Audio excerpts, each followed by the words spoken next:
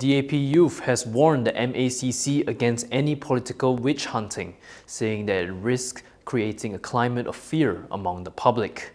Meanwhile, James Chai has hit out at the MACC over the wanted notice issued for him. Stay tuned for this and more on KiniNews.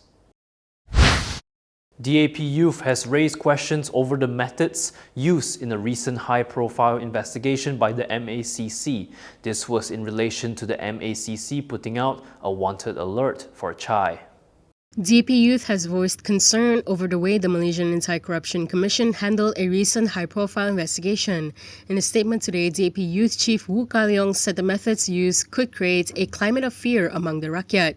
He added that while the party supports efforts to combat corruption and respects the independence of enforcement institutions, such efforts must always be guided by professionalism, due process, and respect for civil liberties. Woo said a recent MACC investigation involving a particular individual had created the impression that enforcement powers could be used in a selective or intimidating manner. Although he did not name the individual, he stressed that the person under investigation is neither a fugitive financier such as Jho Low, nor a powerful businessman linked to alleged corporate mafia networks. It is believed that he was referring to former aide of Rafizi Ramli, James Chai.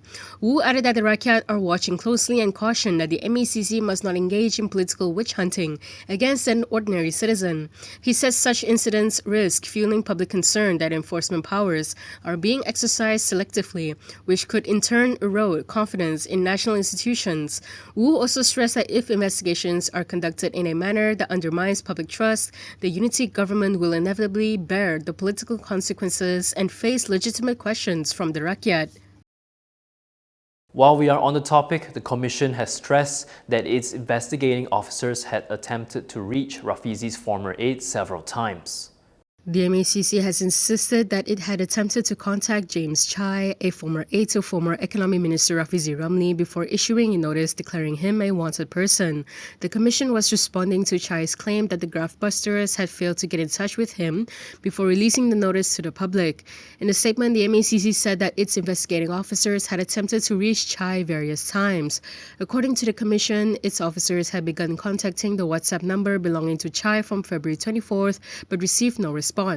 It added that Chai, who was detected to be in the United Kingdom, had on February 26th blocked the IO's number. Therefore, it said the claim that the MACC did not attempt to contact him before issuing the notice is entirely untrue. It added that it is Chai's duty and responsibility as a citizen to cooperate with the authorities when the need arises, and not to give unreasonable excuses or create negative perceptions towards enforcement agencies. The MACC also stressed that a notice to trace is not a criminal charge and does not carry any conclusion that the individual concerned has committed an offense. It said if Chai has nothing to hide, he should come forward to cooperate. Muhyiddin has contacted Chai for a response. From now on, you can also listen to KiniNews on Spotify and Apple Podcasts. Scan the QR code on the screen to follow us. The response from the MACC came after James Chai said he had not been contacted before the notice was issued. James Chai, a former aide to ex-Economy Minister Rafizi Ramli, has criticized the MACC hunt for him. This came after the MACC issued a wanted notice for Chai, seeking public assistance to locate him. In a statement yesterday, Chai provided a timeline of events relating to the deal with Arm Holdings and denied claims that he was involved in misappropriation or abuse of power. He also denied claims that he had influence over the deal or personally benefited from it. Chai also claimed that instead of reaching out to him or people close to him, the MACC has resorted to issuing a public search notice. He said they also put up his childhood home address, which his parents currently stay in, exposing them to unnecessary danger. Chai also shared his social media accounts for MACC's benefits and said that he was currently working in the UK. He lamented that the MACC's wanted notice has painted him like fugitive business person Jho Low, like he was guilty and running from authorities. He accused the government of seeking to push a narrative that Rafizi had misappropriated 1.1 billion ringgit from the Arm deal while casting him as the local enabler, a Jho Low 2.0. Last month, Rafizi had expressed his determination to sue the government if the MACC's probe into his alleged misconduct does not result in court charges. He also described MACC's investigation into him as a form of intimidation, linking it to his demand that Azam be suspended. PN's new chairperson has hit back at Muhyiddin Yassin over his remarks about the coalition's candidate for Prime Minister. PN chairperson Ahmad Samsuri Mokhtar has responded to remarks by Muhyiddin Yassin regarding the coalition's prime ministerial candidate. Samsuri says several reporters had contacted him seeking his comments on Muhyiddin's statement. In response, he said that regardless of who the candidate may be, the current priority is to strengthen Perikatan Nasional and consolidate national consensus in preparation for the next general election. He added that what is certain, however, is that Muhyiddin is no longer a prime ministerial candidate. Yesterday, Muhyiddin had reportedly said that Samsuri's appointment as PN chairperson does not mean that he will automatically be the coalition's candidate for prime minister. He added that the question on who would be the candidate for the position had not been discussed by the coalition. If you like the stories we produce, consider supporting us by subscribing to Malaysia Kini. Click the link in the description below or scan the QR code on your screen to subscribe. The government has claimed that some of the opposition MPs did not vote for the PM term limit bill as they thought it was a proposal to allow Anwar Ibrahim to remain in office for up to 10 years. Communications Minister Fahmi Fadzil has claimed that several opposition lawmakers have misunderstood the bill to limit the Prime Minister's term to 10 years. In a press conference yesterday, he said they thought the bill was a proposal to allow Anwar Ibrahim to remain in office for up to 10 years instead. Dan Jemaah Menteri juga telah diberi sedikit maklumat tentang salah faham yang mungkin berlaku di kalangan ahli-ahli Parlimen Pembangkang. Ada di kalangan mereka telah memberi maklum balas kepada salah seorang menteri bahawa mereka ingatkan yang mereka undi pada hari itu adalah untuk memberi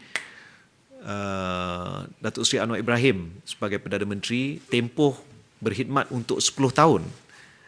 Jadi ini telah dimaklumkan kepada jemaah menteri dan kami juga tidak tahu bagaimana pihak pembangkang boleh salah faham dalam isu tersebut. Walhal seharusnya semua ahli parlimen memahami bahawa usaha ini adalah untuk memastikan tidak lagi berlaku satu keadaan di mana Perdana Menteri berasa bahawa dia akan dan dia boleh melakukan apa sahaja kerana boleh berkuasa sehingga bila-bila. However, he did not reveal which opposition MPs had supposedly misunderstood the term limit bill. He said that he hoped the opposition would come together with the government to approve this bill, which is a bipartisan proposal that would only benefit our country's democracy. Fahmi added that the bill will be retabled in the next Dewan Rakyat sitting in June. DAP has reiterated that the government must establish a royal commission of inquiry to investigate the corporate mafia allegations. Anthony Loke said the position was decided on at the Central Executive Committee meeting held last night. DAP has urged the government to set up an RCI into claims that MACC officers were entangled in a corporate mafia and had allegedly used raids and intimidation to coerce business leaders into selling their shares. This came following the party's Central Executive Committee monthly meeting last night. In a statement, DAP's Secretary General Anthony Loke said that it took serious note of allegations by a foreign media outlet regarding the existence of corporate mafia activities. He said the government must address the issue effectively to safeguard the credibility of the MACC. He added that an RCI should be formed to thoroughly investigate the allegations and propose measures to prevent abuse of power within the institution. Previously, the MACC had denied the allegations and dismissed the claims as baseless. The Commission had alleged that the accusations are part of a smear campaign intended to undermine its reputation. It added that it is of the view that these accusations constitute an attempt to discredit the Commission's investigations and enforcement actions within the corporate sector. According to the Commission, the allegations cited in the Bloomberg reports were believed to have stemmed from an anonymous blog with no identifiable owner, author, or accountable source. And that is all from me today. For more stories, you can go to KiniTv.com. You can also follow us on Instagram, X, YouTube, and Facebook for the latest news updates. I'm John. Thanks for watching.